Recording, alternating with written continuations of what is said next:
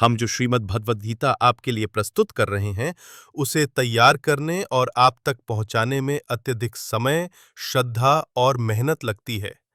आपसे विनम्र निवेदन है कि चैनल को सब्सक्राइब करें, वीडियो को लाइक करें और कमेंट में जय श्री कृष्णा लिखें, जिससे हमें ये प्रेरणा मिले कि आप हमारे साथ हैं। आपका एक छोटा सा सहयोग हमारे लिए बहुत बड़ा संबल है, जिससे हम और अधिक श्रद्धा से कार्य करें और आपके जीवन में आध्यात्मिक ज्ञान, सकारात्मकता और शांति का संचार कर सकें। हर रोज सुबह शाम काम करते हुए इस वीडियो को जरूर चलाएं और श्रीमद् भगवद गीता के इस दिव्य ज्ञान से अपने जीवन में सकारात्मक परिवर्तन लाएं। हर बार जब आप वीडियो देखें, बस एक बार जय श्री कृष्णा कमेंट जरूर करें। यही हमारे और आपके बीच का आध्यात्मिक बंधन है। सारेगामा कारवां मिनी भक्ति।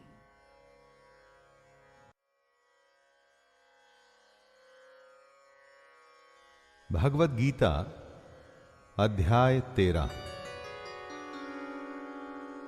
जय श्री कृष्ण दोस्तों, गीता और इसका ज्ञान अनवरत बह रहा है और सदियों से बहता आया है और आगे भी बहता रहेगा।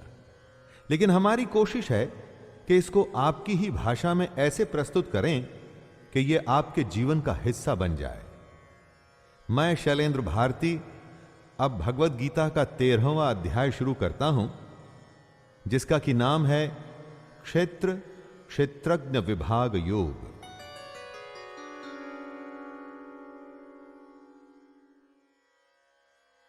अर्जुन उवाच प्रकृतिं पुरुषं चैव क्षेत्रं क्षेत्रज्ञमेव च एतद्वेदितुमिच्छामि ज्ञानं ज्ञेयं च केशव। अर्जुन के प्रश्न अभी खत्म नहीं हुए हैं और कृष्ण के उत्तर भी नहीं। अर्जुन प्रकृति और पुरुष, क्षेत्र और क्षेत्रज्ञ तथा ज्ञान एवं ज्ञान के लक्ष्य के विषय में जानना चाहता है। कुरुक्षेत्र को धर्म क्षेत्र भी कहा जाता है। क्यों? एक प्रकृति होती है जो दिखती है और हमारे चारों तरफ होती है, और एक प्रकृति हमारे अंदर भी होती है, जिसे हम एटीट्यूड कहते हैं। दोस्तों, ज्ञान हासिल करना तो बहुत अच्छी बात है, लेकिन ज्ञान का लक्ष्य क्या है? इसे क्यों हासिल करें? इसी तरह की कुछ बातें जो सुनते तो रोज हैं, लेकिन समझते कम हैं। उन्हीं के बारे में अब कृष्ण बताएंगे। श्री भगवानुवाच इदं शरीरं कौन्तेय क्षेत्रमित्यभिधीयते एतद्यो वेत्ति तं प्राहुः क्षेत्रज्ञ इति तद्विदः। कृष्ण कहते हैं कि हमारा ये शरीर क्षेत्र है। जैसे खेत में बोए गए बीजों का उनके अनुरूप फल समय पर प्रकट होता है, वैसे ही हमारे शरीर में बोए हुए कर्मों के संस्कार भी बीज हैं, जिनका फल समय पर प्रकट होता है। इसलिए हमारे शरीर का नाम क्षेत्र भी है, और जो इस बात को जानता है उसको क्षेत्रज्ञ कहते हैं। बात को जानने से मतलब है कि जो इस बात का तत्व, इसका मर्म जानता है, ऐसे मनुष्य को ज्ञानी कहते हैं। जिस तरह से एक किसान अपने क्षेत्र का ध्यान रखता है, ठीक वैसे ही हमें भी अपने शरीर का ध्यान रखना होता है। श्री भगवानुवाच क्षेत्रज्ञं चापि मां विद्धि सर्वक्षेत्रेषु भारत क्षेत्रक्षेत्रज्ञयोर्ज्ञानं यतज्ञानं मतं मम तत्क्षेत्रं यच्च यादृक्व यद्विकारी यतश्च यत् स च यो यत्प्रभावश्च तत्समासेन मे शृणु। जहां पर कुछ होता है उसे शरीर या क्षेत्र कहते हैं, और इस होने का जहां पर प्रभाव पड़ता है, असर होता है, उसे क्षेत्रज्ञ कहते हैं। बात बड़ी सूक्ष्म है, बारीक है, इसे बड़े ध्यान से समझना पड़ेगा दोस्तों। हम अपने शरीर से अलग हैं। जो हमारे शरीर में होता है, जैसे कि कोई विकार, तो उसका असर हम पर पड़ता है। इसीलिए ही हम क्षेत्रज्ञ हैं। जैसे कि खेत में खाद, बीज और पानी आदि डाला जाता है, तो उसका असर उसकी फसल पर पड़ता है। ऐसे ही हम जो भी अपने शरीर के साथ करते हैं, उसमें अच्छे बुरे संस्कार जब डालते हैं, तो उसका असर हम पर पड़ता है, हमारे कर्मों पर पड़ता है।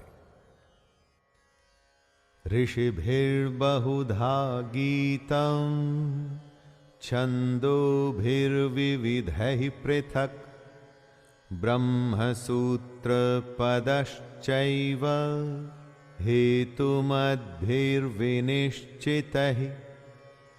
बहुत बड़े बड़े ऋषियों ने क्षेत्र और क्षेत्रज्ञ का तत्व बताया है। कितने ही विविध मंत्रों द्वारा इसको विभाग में बांटकर बताया गया है। यहां तक कि ब्रह्म सूत्र के पदों द्वारा भी क्षेत्र और क्षेत्रज्ञ का तत्व बताया गया है। मतलब अब कृष्ण उसी बात को हमें बताएंगे जो वेदांत, महर्षि और ब्रह्म सूत्र भी कहते हैं।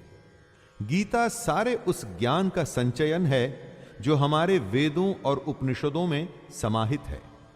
दोस्तों, हमारे ऋषियों की हजारों वर्षों की साधना के बाद का हासिल किया हुआ ज्ञान गीता के 18 अध्यायों में चुन चुन के बताया गया है।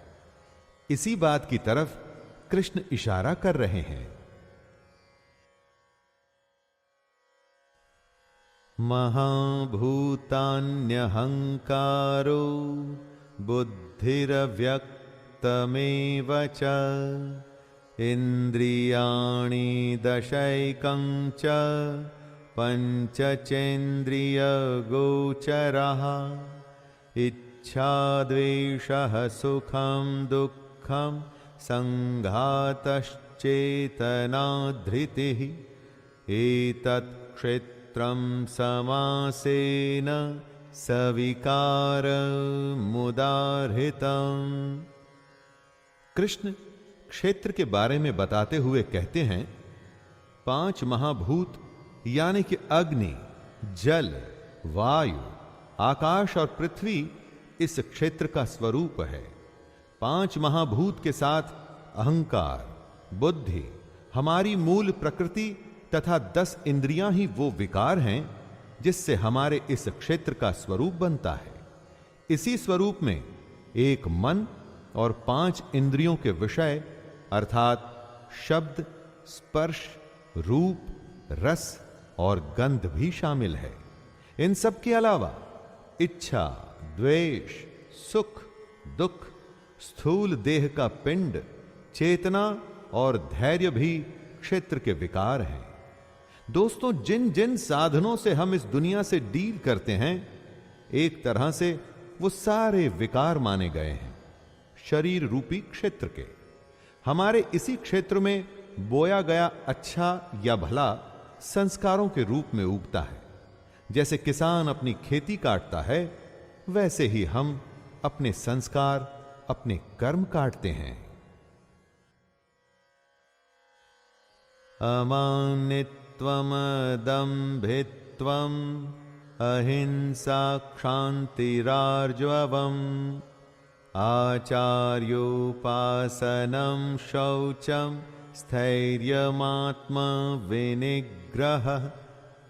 इस श्लोक में कृष्ण क्षेत्रज्ञ के बारे में बता रहे हैं कि क्या होता है क्षेत्रज्ञ, जो क्षेत्र के तत्व को समझता है, यानी कि श्रेष्ठता के अभिमान का अभाव, घमंड का अभाव, किसी भी प्राणी को किसी भी प्रकार से न सताना, क्षमा करने का भाव, मन और बोलने में सादगी, श्रद्धा और भक्ति के साथ गुरु की सेवा, बाहर भीतर की शुद्धि, यानी कि खाना पीना और जीवन भी शुद्ध और अंदर का मन भी शुद्ध।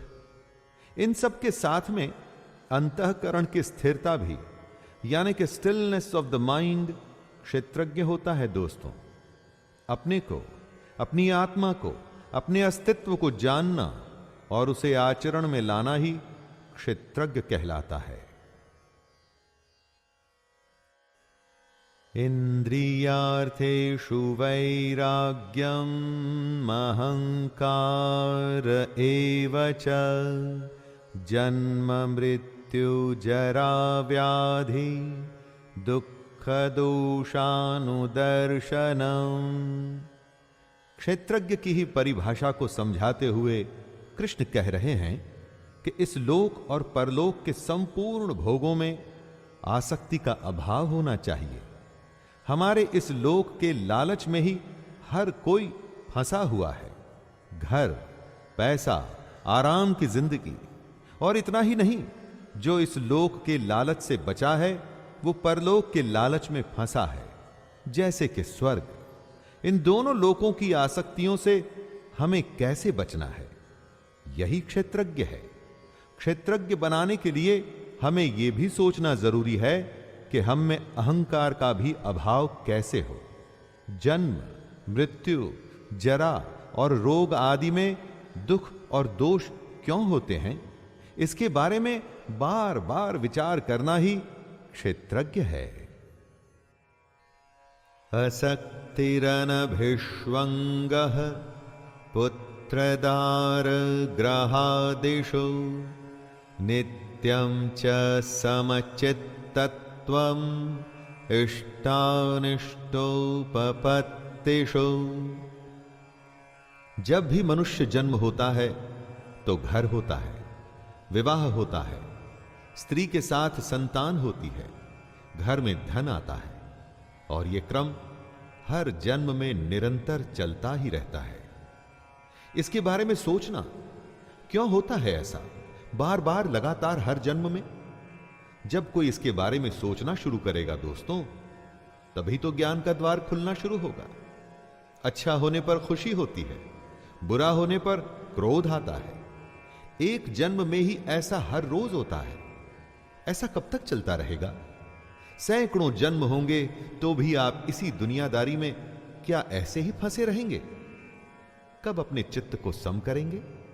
इन बातों के बारे में सोचना ही क्षेत्रज्ञ है।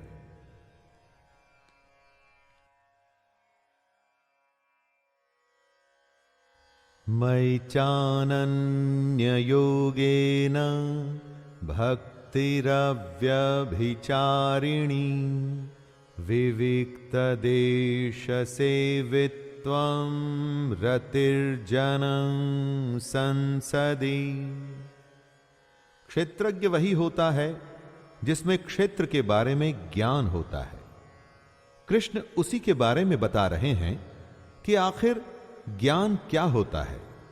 वो कहते हैं कि मुझ परमेश्वर में अनन्य योग द्वारा अव्याभिचारिणी भक्ति का होना।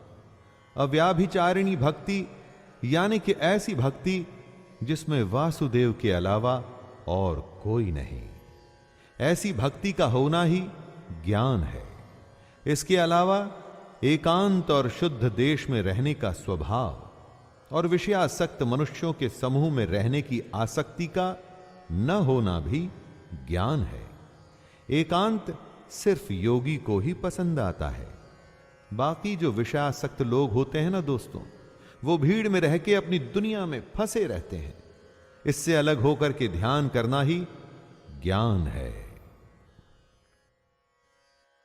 अध्यात्म ज्ञान नित्यत्वं तत्त्वज्ञानार्थ दर्शनम् एतज्ज्ञानमिति प्रोक्तम् अज्ञानम यदतोन्यथा। ज्ञान क्या है?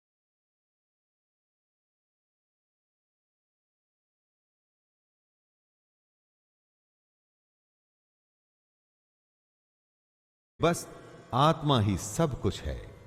आत्मा के अलावा और कुछ भी नहीं। वो होता है आधिपत्य, आध्यात्म ज्ञान। और तत्व ज्ञान वो होता है जिससे परमात्मा से साक्षात्कार हो। इस ज्ञान के बाद बस परमात्मा ही दिखता हो और कुछ भी नहीं। इस तरह से आध्यात्म ज्ञान और तत्व ज्ञान, बस ये दो ज्ञान होते हैं और कुछ भी नहीं। जो भी इनके विपरीत है वो अज्ञान है, जैसे कि मान, दंभ, हिंसा आदि। अज्ञान हमें आध्यात्म और तत्व से दूर ले जाता है। आध्यात्म ज्ञान और तत्व ज्ञान हमें सच्चाई के पास लाता है। ज्ञेयं यत्तत्व प्रवक्ष्यामि यज्ञात्वामृतमश्नुते अनादिमत्परं ब्रह्म न सत्तन्नासदुच्यते। कृष्ण जीवन को एक एक करके खोल रहे हैं। सबसे बड़े भेद, सबसे बड़ी गोपनीय बातें, सीक्रेट्स एक एक करके बता रहे हैं दोस्तों। कृष्ण सिर्फ वही बताना चाहते हैं जो जानने योग्य है तथा जिसको जानकर मनुष्य परमानंद को प्राप्त होता है। कृष्ण परब्रह्म के बारे में एक बेहद ही कॉम्प्लिकेटेड बात कहते हैं कि यह अनादि वाला परब्रह्म न सत और न असत, जिसका कोई आदि नहीं है, जो हमेशा से है, वो है परब्रह्म। वो एक सच्चाई, वो एकमात्र परमात्मा। जब ये परब्रह्म अकेला होता है तो सत होता है, यानी सत्य, सच्चा। लेकिन जब असत मनुष्य इसमें मिल गया तो फिर कौन किसको सत बताए और किसको असत, क्योंकि अब तो दोनों एक ही हो चुके हैं। सर्वतः पाणिपादं तत् सर्वतोक्षिशिरोमुखं सर्वतः श्रुते मल्लोके सर्वमावृत्य तिष्ठति। कृष्ण परब्रह्म को एक्सप्लेन कर रहे हैं दोस्तों। परब्रह्म सब ओर हाथ पैर वाला, सब ओर नेत्र, सिर और मुख वाला तथा सब ओर कान वाला है, क्योंकि वह संसार में सबको व्याप्त करके स्थित है। हमारी ये धरती आकाश में, स्पेस में स्थित है। धरती गोल है और इसके चारों तरफ आकाश है। इसी आकाश में वायु, अग्नि, जल और पृथ्वी स्थित है।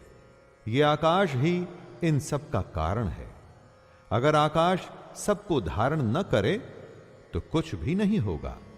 वैसे ही परमात्मा भी सबका कारण रूप होने से सारी दुनिया को व्याप्त करके स्थित है, यानी हम सब इसी पर ब्रह्म की वजह से हैं और इसी में स्थित हैं। सर्वेन्द्रिय गुणाभासं सर्वेन्द्रिय विवर्जितं असक्तं सर्वभृच्चैव निर्गुणं गुणभोक्तृ च। परब्रह्म क्योंकि सबसे बड़ी सच्चाई है, इसीलिए वो किसी को समझ नहीं आती और थोड़ा सा सुनने के बाद लोग विमुख हो जाते हैं, बोर हो जाते हैं। इसी को समझना सबसे बड़ा ज्ञान है दोस्तों। आत्मा से साक्षात्कार है ये परब्रह्म हमारी संपूर्ण इंद्रियों के विषयों को जानने वाला है, लेकिन साथ में ही उन सब इंद्रियों से रहित भी है। हम उसी ब्रह्म में से निकले हैं, तो स्वाभाविक है कि उस ब्रह्म को हमारी इंद्रियों के बारे में तो पता ही होगा, लेकिन वो ब्रह्म हमारी इंद्रियों की बुराइयों से अछूता भी है। ब्रह्म है तो निर्गुण, उसका कोई आकार नहीं, उसके कोई एट्रीब्यूट्स नहीं, लेकिन इसके बावजूद भी वो सब गुणों को भोगने वाला है।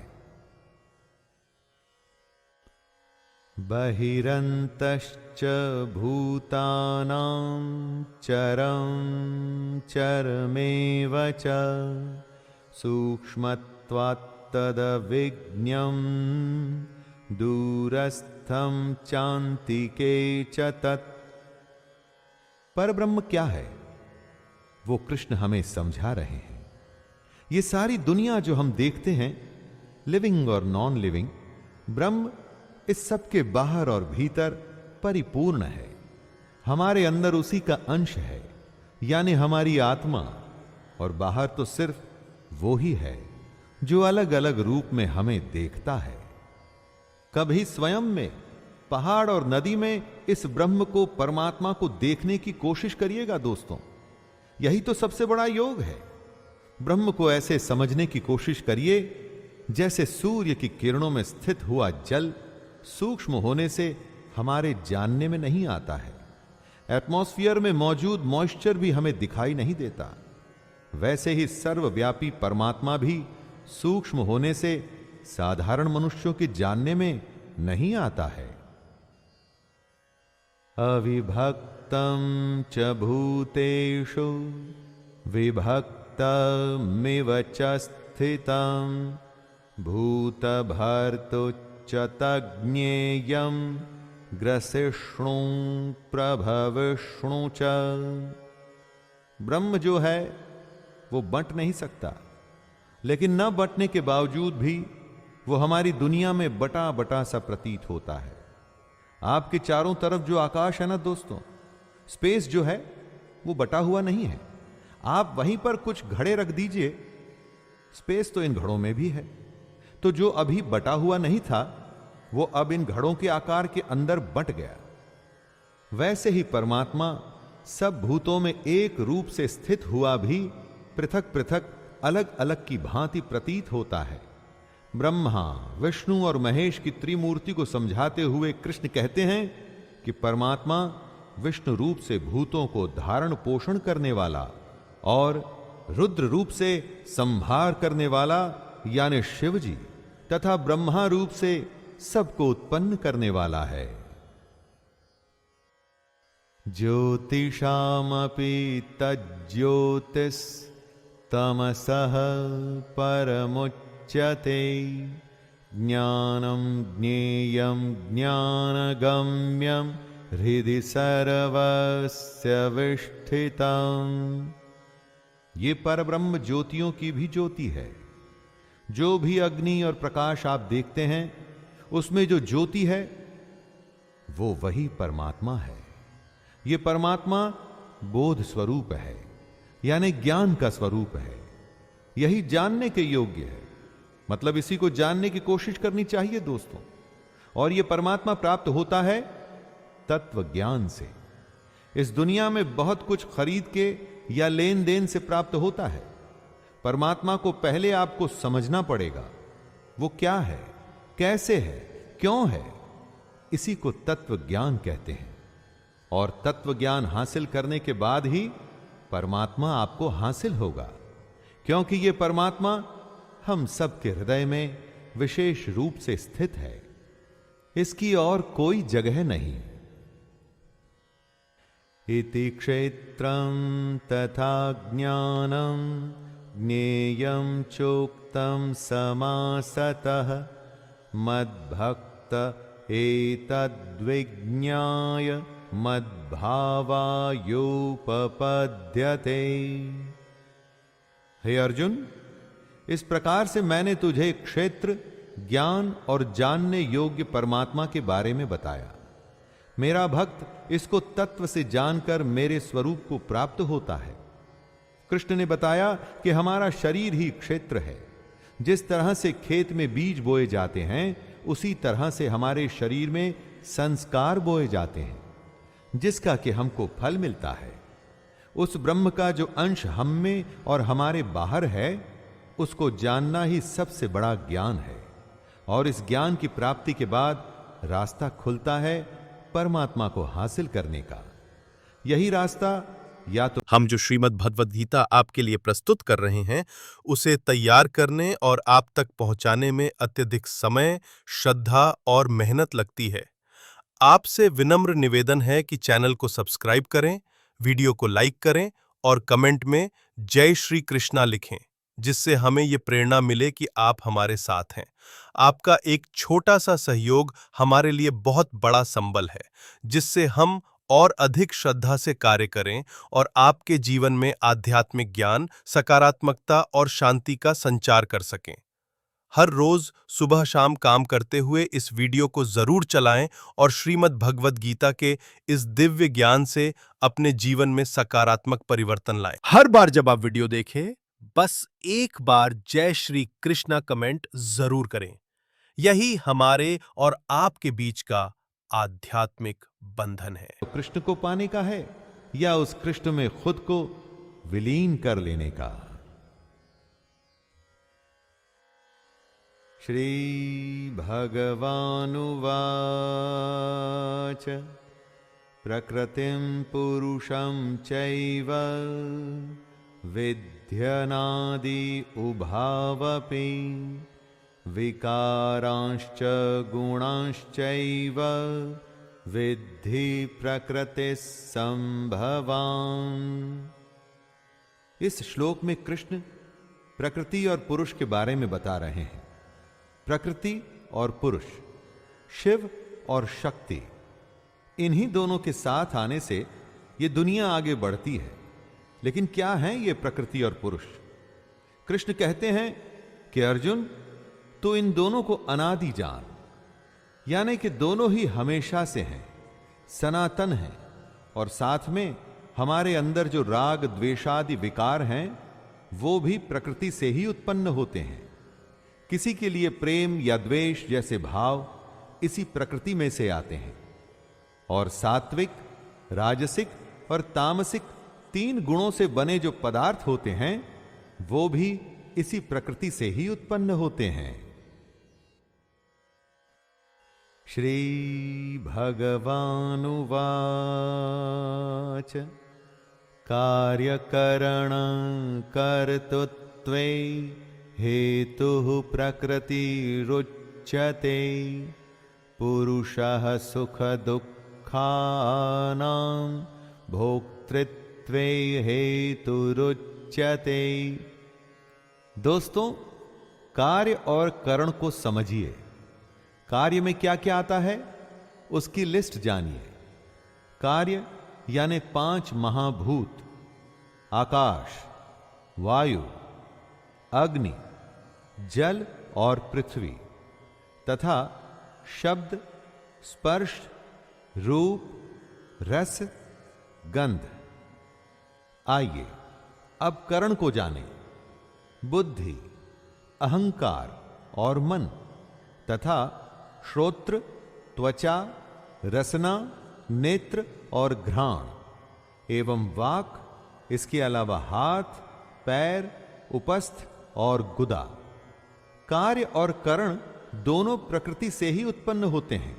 इन्हीं कार्य और करण की वजह से पैदा होते हैं सुख और दुख। इन सुख और दुख को भोगने वाले को कहते हैं पुरुष। इस डेफिनेशन से आपको पुरुष और प्रकृति को समझने में आसानी होगी दोस्तों। पुरुषः प्रकृतिस्थो हि भुङ्क्ते प्रकृतिजान् गुणान् कारणं गुणसङ्गोऽस्य सदसद्यो निजन्मसु।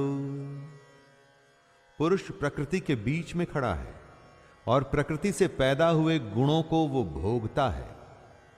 इन गुणों को वो जिस तरह से भोगता है अथवा इन गुणों के साथ वो जिस तरह का होता है वही आगे जाके अच्छी या बुरी योनि में जन्म लेने का कारण बनता है। जब सात्विक गुणों में आप समय बिताते हैं तो देव योनि में पैदा होते हैं। रजोगुण के संग से मनुष्य योनि मिलती है और तमोगुण यानी कि तामसिक गुणों के संग से पशु आदि नीच योनियों में जन्म होता है। दोस्तों, नीच से यहां अर्थ बुरे या गिरे हुए का नहीं है, बल्कि यह है कि वो योनि जो मनुष्य के जैसे सोच नहीं सकती, वो सोचती है जैसे पशु सोचता है। उपद्रष्टानुमन्ता च भर्ता भोक्ता महेश्वरः परमात्मेति चाप्युक्तो देहेऽस्मिन् पुरुषः परः। हमारे अंदर जो आत्मा है वास्तव में वो ही परमात्मा है, और क्योंकि ये हमारे अंदर है तो भी जो भी हम करें ये उसकी साक्षी है, विटनेस है दोस्तों, जिसे उपदृष्टा भी कहते हैं। इसके अलावा आत्मा अनुमंता भी होती है। अनुमंता का अर्थ होता है अनुमति देने वाली, यानी कि आत्मा अनुमति भी देती है। यही आत्मा भर्ता भी होता है, यानी कि भरण पोषण, हमारा पालन पोषण करने वाली भी, क्योंकि कृष्ण ने ही कहा था कि योगक्षेमं वहाम्यहम्। योग से वो हमारी रक्षा करते हैं, मतलब आत्मा हमें और हमारे योग को बचाती भी है। और आत्मा भोगता भी होती है दोस्तों, यानी कि भोग भी करती है। जब हमारी साधना बढ़ती है, सूक्ष्म होती है, तो आत्मा हमारा यज्ञ और तप ग्रहण करती है, और जब आत्मा हमारी साधना ग्रहण करती है तो वो परमात्मा से मिल जाती है। य एवं वेत्ति पुरुषं प्रकृतिं च गुणैः सह सर्वथा वर्तमानोऽपि न स भूयोऽभिजायते। ये सारी दुनिया माया के होने से क्षण भंगुर, नाशवान, जड़ और अनित्य है। एक शब्द में अगर कहूं तो इम्परमानेंट है दोस्तों, जबकि जीवात्मा नित्य, चेतन, निर्विकार और अविनाशी और उसी परमात्मा का सनातन अंश है। तो आप किसको पाने की कोशिश करेंगे, जो टेम्पररी है या जो परमानेंट है? इसी सब के ज्ञान को पुरुष और प्रकृति को तत्व से जानना कहते हैं। इस प्रकार पुरुष को और गुणों के सहित प्रकृति को जो मनुष्य तत्व से जानता है, वह सब प्रकार से कर्तव्य कर्म करता हुआ भी फिर नहीं जन्मता। जो इस सबसे बड़े ज्ञान को प्राप्त कर लेता है, वो जन्म मरण के चक्कर से बच जाता है। ध्यायेनात्मनि पश्यन्ति केचिदात्मानमात्मना अन्ये सांख्येन योगेन कर्मयोगेन चापरे। परमात्मा एक है, उसे देखने के अलग अलग तरीके हैं। आप अपनी पसंद के अनुसार उस तरीके को चुन सकते हैं। कृष्ण ने हर तरीके को समझाया है। उस परमात्मा को कितने ही मनुष्य शुद्ध हुई सूक्ष्म बुद्धि से ध्यान द्वारा हृदय में देखते हैं, यानी मेडिटेशन से अपने अंदर देख सकते हैं दोस्तों। अन्य कितने ही ज्ञान योग से उसको देखते हैं, यानी सांख्य योग। जब स्वयं की खोज में हम आत्मा का ज्ञान हासिल करते हैं तो परमात्मा मिलता है। और कई लोग इस परमात्मा को कर्म योग के द्वारा भी देखते हैं। जब हम अपने हर कर्म को निष्काम तरीके से कर सब कुछ उस परमात्मा को अर्पित कर देते हैं, तो उसे ही प्राप्त होते हैं। अन्ये त्वेवमजानन्तः श्रुत्वान्येभ्य उपासते तेऽपि चातितरन्त्येव मृत्युं श्रुति परायणाः। परमात्मा को प्राप्त करने की कोशिश कई तरह के लोग अपने अपने रास्तों से करते हैं, लेकिन इनके अलावा कई मंद बुद्धि वाले पुरुष भी होते हैं। वो इन सब रास्तों को नहीं जानते, यानी कि साधना, ज्ञान या कर्म योग से वो परमात्मा को प्राप्त करने के तरीकों के बारे में अनजान होते हैं। लेकिन वो दूसरों को सुन के, यानी कि तत्व के जानने वाले पुरुषों को सुनकर ही उनके जैसे उपासना करने लगते हैं। कमाल की बात यह है दोस्तों कि ऐसे मंद बुद्धि भी सिर्फ सुन के और उपासना करके मृत्यु रूप संसार सागर को निसंदेह तर जाते हैं। जो अच्छा करता है, सिर्फ उसके पीछे चलने से भी जो फायदा होता है वो कम नहीं है। इसीलिए कहते हैं कि संगत अच्छी रखनी चाहिए। यावत् संजायते किंचित सत्वं स्थावरजंगमं क्षेत्र क्षेत्रज्ञ संयोगात् तद्विद्धि भरतर्षभ। कृष्ण कह रहे हैं कि जितने भी जीव या निर्जीव होते हैं, यानी कि प्राणी या वस्तु, यह सब क्षेत्र और क्षेत्रज्ञ के संयोग से ही उत्पन्न होते हैं। क्षेत्र यानी कि शरीर और उसके बारे में ज्ञान या तत्व क्षेत्रज्ञ कहलाता है। क्षेत्रज्ञ ही मोक्ष का साधन है। क्षेत्र और क्षेत्रज्ञ के संबंध को आप घोड़े और रस्सी का संबंध भी मान सकते हैं दोस्तों। यहां पर घोड़ा क्षेत्र हुआ और रस्सी क्षेत्रज्ञ। जहां भी रस्सी जाएगी घोड़ा उसी तरफ जाएगा। बिना रस्सी के घोड़ा क्या कभी गंतव्य पर पहुंचेगा? नहीं। जो पुरुष शरीर को माया से उत्पन्न जान ज्ञान हासिल कर लेता है, उसका ज्ञान मिट जाता है। समं सर्वेषु भूतेषु तिष्ठन्तं परमेश्वरं विनश्यत्स्व विनश्यन्तं यः पश्यति स पश्यति। जो परमानेंट नहीं है ना दोस्तों, अर्थात क्षण भंगुर है, उसको नष्ट होना ही है। और जो पुरुष नष्ट होते हुए जीव या अजीव में परमात्मा को देखता है, जो सब कुछ समभाव जीव या अजीव दोनों को एक भाव से ही देखता है, असल में वही यथार्थ को देखता है।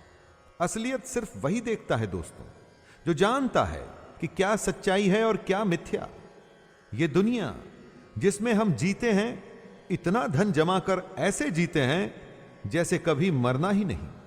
ये सब तो मिथ्या है दोस्तों, लेकिन हम में से ज्यादातर ऐसे ही रहते हैं जैसे कभी नष्ट होना ही नहीं, जैसे हम अमर हैं। दोस्तों, ये सच्चाई नहीं, ये मिथ्या है।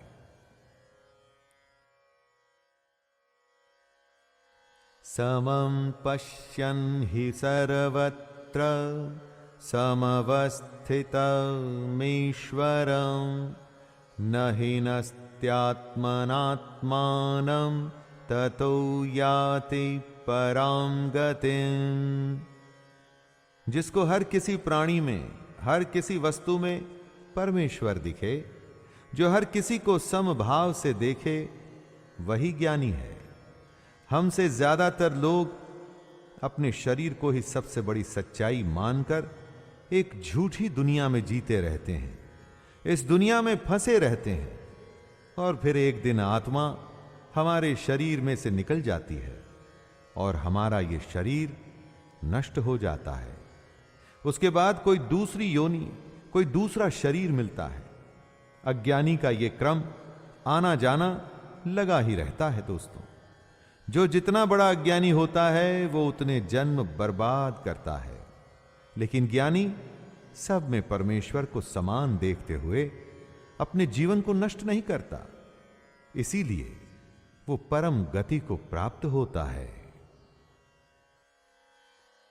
प्रकृति